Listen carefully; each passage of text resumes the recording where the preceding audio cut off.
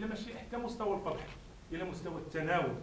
لان الان الجمعيات، عندما نشات الجمعيات التي تهتم بهذا الموضوع، نشات فقط في البدايه لمسانده الاسره والطفل ولتشديد القول حول ضروره ان ياخذ على الاقل القضاء مساره في هذا الباب.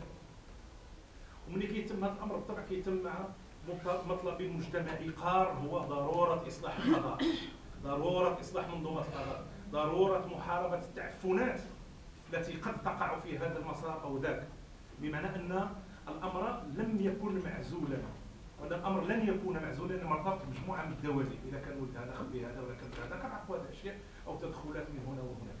الشيء الذي جعل الموضوع في البدايه وكاننا كنا نختلس فيه الكلام. بالطبع كيف قالت الاستاذه انوار قبيله، ملي كتخرج الجمعيه كتبدا مارس هناك تشكيكات. حنا فكرنا في العمل الجمعوي الحمد لله.